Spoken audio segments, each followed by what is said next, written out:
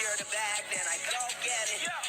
I secure the bag, then I go get it. Alright, what's up YouTube? I got another video for you today. We're gonna be working on a 2001 Toyota Camry.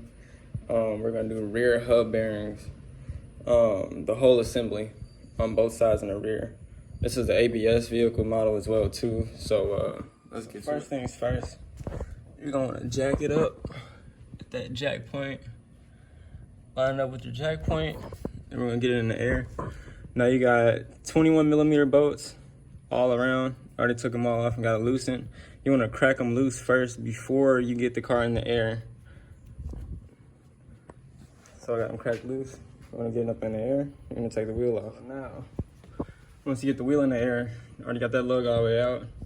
We're gonna place our jack stands for safety right next to the jack. I don't have the jack pressure already relieved, but it's just still up there holding it down. That's just for safety, just in case this was to fall down and catch the wheel and catch the car pretty much. So now we're gonna take this tire off and we're gonna see what we got.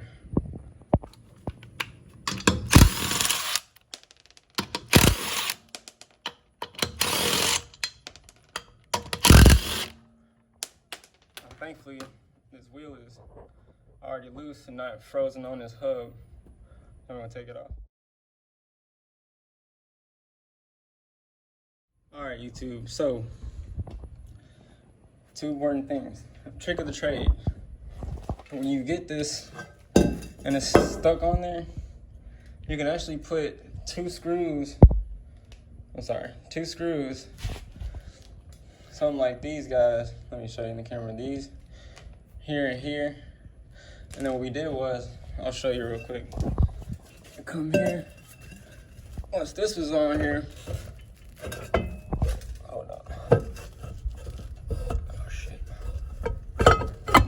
all right, so pretty much when this was on here, you can take two regular screws threaded, put them straight through those holes because this goes straight through to the hub.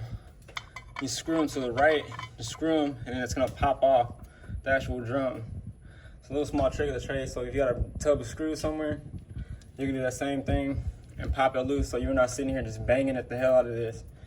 And it comes off easy as hell. And then you wanna just set those to the side. Some random screws you got. That way you ain't gotta bang the shit out of that thing. Now, once you do that, I set this thing.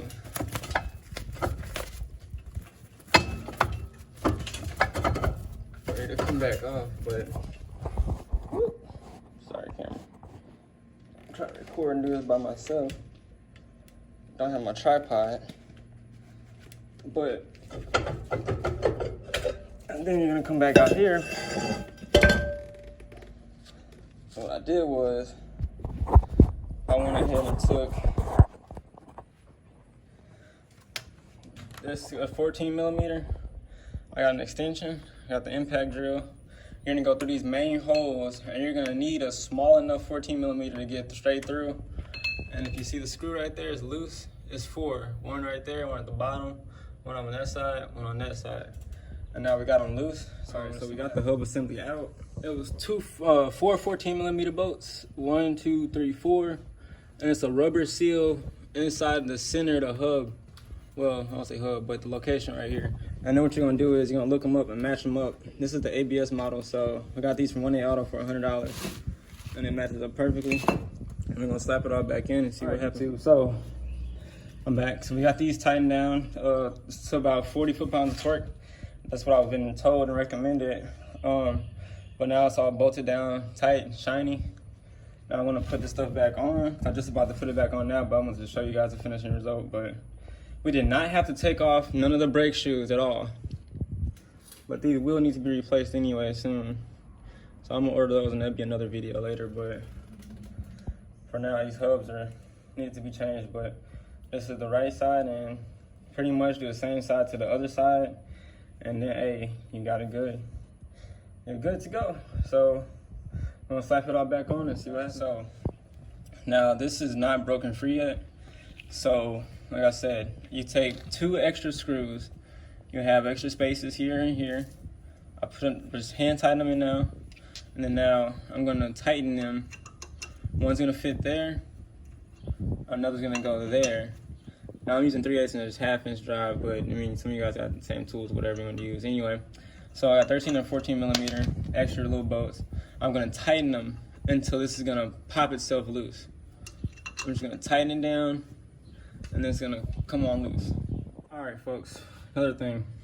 There's also a ring inside of here. I believe I already said that though, but just in case.